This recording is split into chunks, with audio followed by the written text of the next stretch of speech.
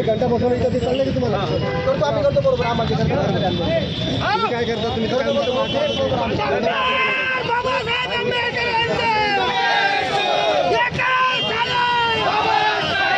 जिंदाबाद जिंदाबाद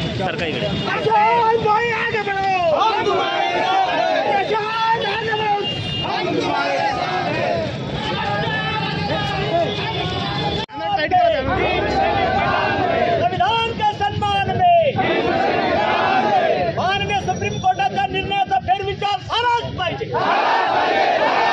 माननीय सुप्रीम कोर्टाच्या निर्णयाचा फेरविचार झालाच पाहिजे।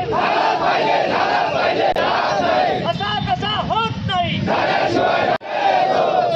निळ्या वादळाचा घटनाकार परमपूज्य डॉक्टर बाबासाहेब आंबेडकरांचा घटनाकार परमपूज्य डॉक्टर बाबासाहेब आंबेडकरांचा शिवाजी महाराजांचा आरक्षणाच्या हक्काचं आरक्षणाच्या हक्काचं कसा करत नाही अशा भाई तुम आगे बढ़ो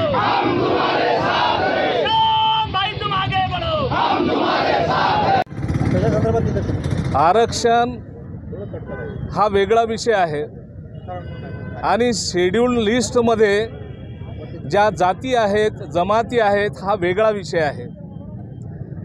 शेड्यूल लिस्टमधल्या जातींचा संबंध अस्पृश्यतेसाठी अनटचॅबिलिटीसाठी असताना सुप्रीम कोर्टाच्या 6-1 जो निर्णय दिलेला आहे या निर्णयामध्ये जस्टिस श्रीमती बेला एम त्रिवेदी यांनी जे अभ्यासपूर्ण विधानं केलेली आहेत आपल्या 82-84 पानाच्या डिबेटमध्ये ती दलित समाजाला न्याय देणारी असून उपवर्गीकरणाचा निर्णय हा अनुसूचित जातीच्या लोकांना विभाजित करण्याचा त्यांच्यावर अन्यायाची सूट देण्याचा हा एक प्रकार आहे असं आमचं मानणं आहे। आणि म्हणून या उपवर्गीकरणाला आणि अनुसूचित जातीमध्ये क्रिमी लेयरला या ठिकाणी आमचा विरोध आहे आणि हा विरोध दर्शवण्यासाठी माननीय महामहिम राष्ट्रपती यांच्या नावे जिल्हाधिकारी बुलढाणा यांच्या मार्फत आम्हाला निवेदन द्यायचं आहे।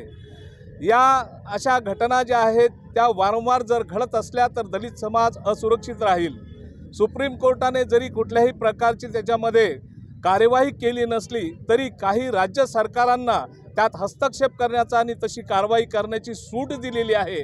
आणि मुळातच दलित विरोधी सरकार ज्या ज्या राज्यामध्ये येतील त्या त्या ठिकाणी दलितांच्या विरोधात निर्णय घेतल्या जातील आणि हा आरक्षणाला धोका आहे हे समजून आम्ही आज इशारा देण्यासाठी निवेदन देण्यासाठी या ठिकाणी आलो। SC/ST संघटनांनी आज भारत बंदचा हाक दिली असताना आम्ही तत्वतः त्याला समर्थन केलेलं आहे। आम्ही बंदपेक्षा आमच्या भावना राष्ट्रपतीपर्यंत कळवणं हे महत्त्वाचं समजलं आहे, म्हणून आम्ही बुलढाणा जिल्ह्यात बंद पाळलेला नाही। आपण सर्वांनी सहकार्य करावं।